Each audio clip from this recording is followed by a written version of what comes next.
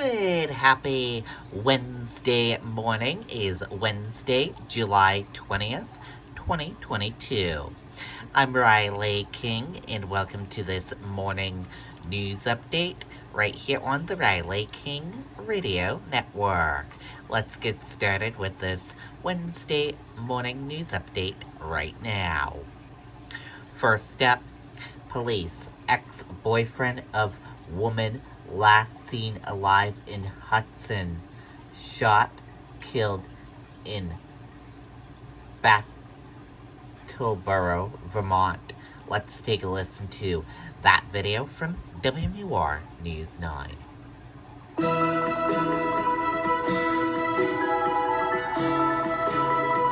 Breaking news, Massachusetts State Police now confirm the man shot and killed by officers in Brattleboro, Vermont tonight is the ex-boyfriend of a missing woman last seen alive in Hudson, New Hampshire, whose body was discovered today. Police had been looking all day for Matthew Davis in connection with the death of 23-year-old Mary Anderson. Anderson's body was found today in her truck in Brattleboro, Vermont. She was reported missing over the weekend by her family after she never came home from hanging out with friends in Hudson on Saturday night. Me as a mom, to know that, whatever she's experienced these last 4 days, just heart-wrenching, because she was alone. She wasn't with her mom and her children, her siblings. I think that's a devastating part of knowing what she was going through the last 4 days. An autopsy has been scheduled to determine the cause and manner of Anderson's death, but it is being called suspicious. Okay, and there you go on that video and that report. New Hampshire receives 262 vials of 2-dose monkeypox vaccine. Let's take a listen to that video from WMUR News 9. There are now 3 confirmed or probable cases of the monkeypox in New Hampshire. Experts say this viral disease isn't as transmissible as you may think. Probably only at very close distances with very prolonged contact. It's not COVID. You can't get it in the grocery store. Jacob Lazarus, an infectious disease doctor at Mass General, says the rash it causes usually resolves itself on its own. People with weakened immune systems are more at risk. It can be painful, can be itchy, and depending on what part of the body it's in, it can cause some trouble. Right now, New Hampshire has 262 vials of the 2-dose series Jynneos vaccine. Those vials set to vaccinate 131 people. Another 65 shots are set to arrive next week. People who are considered to be high risk will be prioritized, including those who've been exposed to confirmed cases and people in high-risk healthcare settings or public health response team members. Dr. Lazarus says unlike the COVID vaccine, a monkeypox vaccine was ready quickly. We had a vaccine that was stockpiled by the government that was designed against smallpox. Smallpox is very closely related to monkeypox. So Lazarus says it's possible the monkeypox vaccine will eventually be more widely available, but he does not expect it to be a universal shot like the one for COVID. And 11 vaccination sites have already been announced over in Massachusetts, where there are currently 51 cases of the monkeypox. One of those sites is over in Lawrence, that's right past the New Hampshire border. 3 of them are in Boston. Live in Concord, Grace Feinerman, WMUR News. Okay, there you go on that video and that report. Manchester man facing arson charges in connection with Queen City fire. Let's take a listen to that video from WMUR News 9. When you can't be together physically, Dropbox helps you and your team thrive virtually. A place to...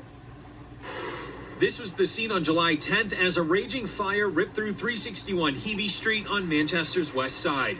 Yes, it was a very intense fire. It took over 100 firefighters to extinguish it over multiple hours. The fire hit 2 alarms, sending in firefighters from across the city. To stretch the entire building, we need multiple aerial trucks to put it out. Tonight, the 3-story building is still standing but heavily damaged. At this time, it looks like the building's going to be a complete and total loss. The insurance company is looking into it. That could change, but we're happy that we got everybody out of the building. At the end of the day, that's what matters. Officials say the cause was arson. Police arresting 37-year-old Anthony Cody following a joint investigation by the Manchester Police and Fire Departments. Using the resources from both the fire department and the police department, being able to determine that it was arson and make this arrest to then hopefully prevent and keep the community safe is very important. Cody lived in a third-floor apartment. According to a court affidavit, Cody told a responding officer, quote, "I started it." It also says Cody later told police he lit a rag on fire, put it in cleaning solution, and left it on a kitchen chair. We're very fortunate in this incident that there was no human loss of life. Unfortunately, a dog did perish in the fire, which is tragic and difficult, but we got very lucky in this fire. Now, the dog that died in this fire was Cody's own pet. Police say he left his dog in a crate as that apartment burned. Tonight, Cody is also facing a charge of cruelty to animals, and he is being held on preventative detention. Reporting live in Manchester, I'm Tim Callery, WMUR News 9. Okay, there you go on that video and that report. Cooling centers open, supplies on hand as temperatures rise in New Hampshire. Let's take a listen to that video from WMUR News 9. Well, Monica, when it gets this hot, many cities and towns open cooling shelters. There are several open right here in Manchester to help get people safe and out of the heat.